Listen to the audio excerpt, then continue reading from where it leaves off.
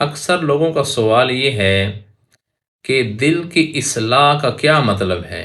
دل کی کسی سے اصلاح کروائی جائے، دل کی کسی سے اصلاح لی جائے، اس کی حقیقت کیا ہے؟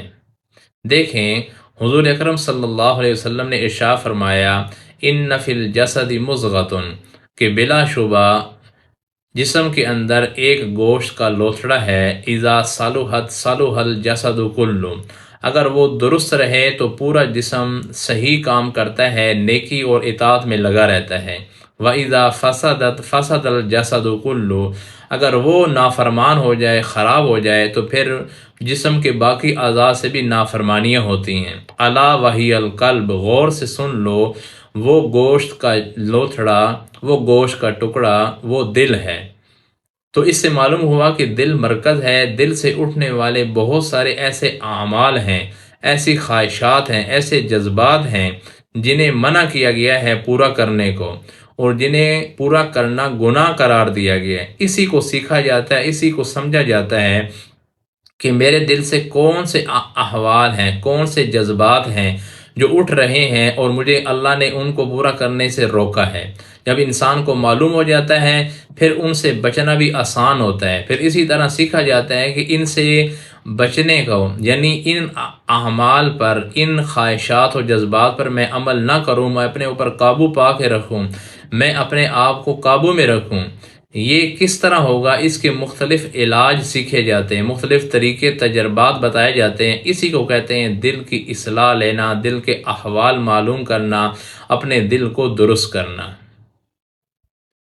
اکثر لوگ یہ پوچھتے ہیں کہ اصلاح باطن کا کیا مطلب ہے؟ دیکھیں کہ باطن کہتے ہیں چھپی ہوئی چیز کو۔ انسان کا ایک ظاہر ہے، جیسے آنکھ، زبان، کان، ہاتھ، پاؤں، ان سے بہت سارے کام کرتا ہے جو درست بھی ہیں، بہت سارے کام کر سکتا ہے جو غلط بھی ہیں۔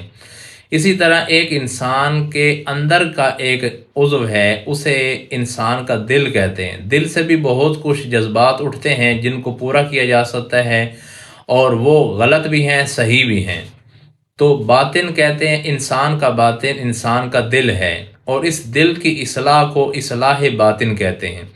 چونکہ باطن چھپی ہوئی چیز ہوتی ہے، چھپی ہوئی چیز محنت سے تلاش ہوتی ہے اور محنت سے حاصل کی جاتی ہے۔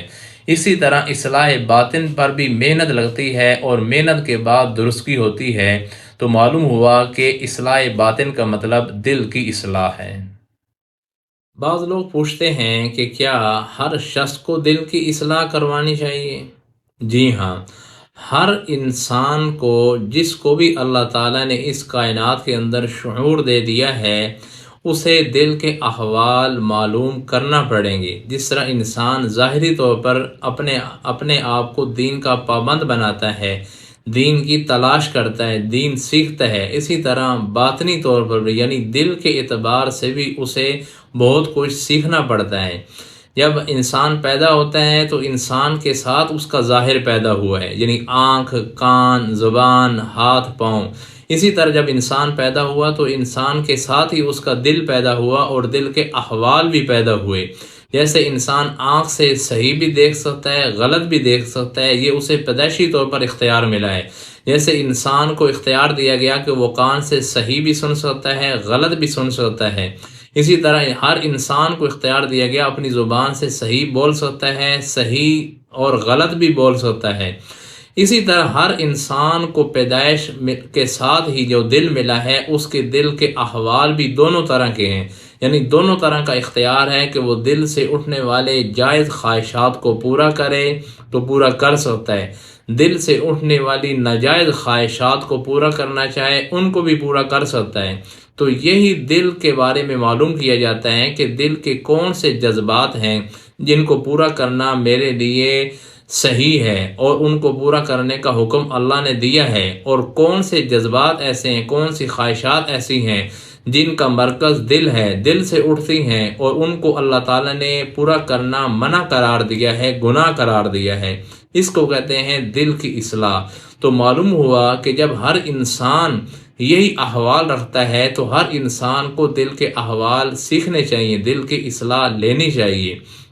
یعنی ہر انسان باطن کے اعتبار سے اس بات کا مجاز ہے کہ وہ اپنی رہنمائی علماء سے لے کہ دل کے بارے میں کون سے احوال ہیں جو رسول اللہ صلی اللہ علیہ وسلم نے اپنی امت کو بتائے، ان کے کون سے تجربات ہیں جو علماء نے ہمیں سکھائے، تاکہ معلوم ہو سکے کہ ہم کس طرح دل کے احوال کو درست کر کے اپنی زندگی گزار سکتے ہیں، دل کی اصلاح کر کے اپنے آپ کو صحیح سمت پر چلا سکتے ہیں۔